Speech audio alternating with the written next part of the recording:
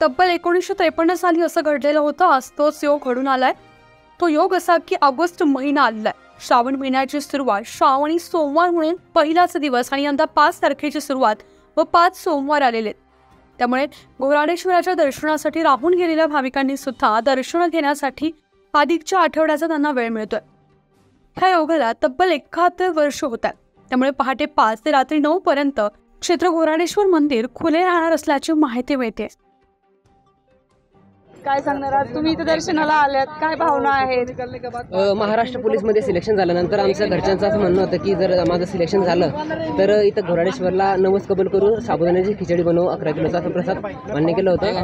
त्याच्यासाठी तर आज सिलेक्शन झाल्यानंतर आलेलो आहे आम्ही इथं हे करण्यासाठी, पूर्ण करण्यासाठी. कोण आले?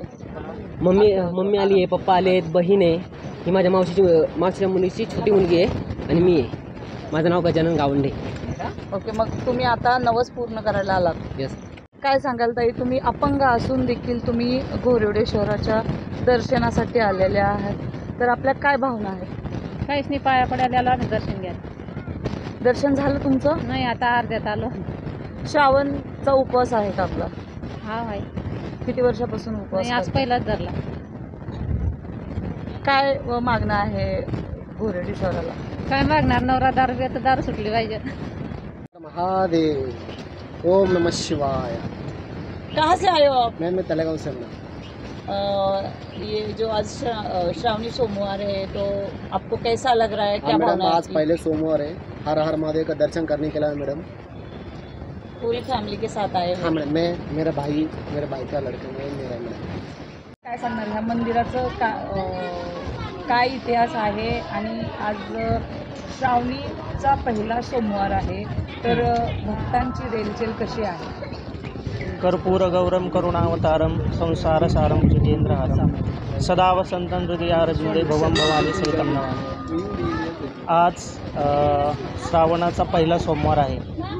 पवित्र अशा श्रावण महिन्यामध्ये याच ठिकाणी आज सोमवारी पहाटे 3:30 वाजता आम्ही घोराडेश्वर महादेवाचा पहिला महाअभिषेक केला व महाआरती केली.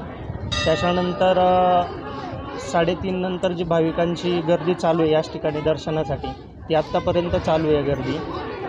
या घोराडेश्वराचं जर महत्त्व सांगायला गेलं तर 2500 वर्षापूर्वी जुनं हे घोराडेश्वर आहे, या लेण्या आहेत. तर घोराडेश्वरावरती आद्य जगद्गुरू शंकराचार्यांचा देखील वास झालेला आहे.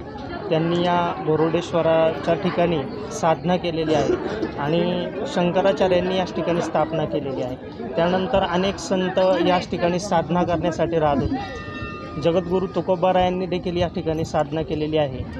आणि घोराडेश्वराबद्दल जर माहिती सांगायची झाली तर पूर्वी काळामध्ये याच ठिकाणी या परिसरामध्ये दुष्काळ पडला होता आणि हा दुष्काळ पडला असताना आजूबाजूची प्रजा ही खूप त्रस्त झाली होती आणि त्यांनी याच ठिकाणी घोराडेश्वराला अभिषेक केला. तर आपण मराठीमध्ये म्हणतो की लोकांच्या मागं घोर असतो. हा घोर याच ठिकाणी देवानी प्रजेच्या मागचा हटवला, त्यामुळे याला घोराडेश्वर हे नाव संबोधित करण्यात आले. असं ही घोराडेश्वराची महिमा आहे. आणि नियमितप्रमाणे सोमवारी देखील अनेक भाविक भक्त नियमितप्रमाणे येत असतात आणि घोराडेश्वराची याच ठिकाणी पूजा करत असतात. असा लोकांच्या मागचा घोर हटवणारा हा घोराडेश्वर आहे.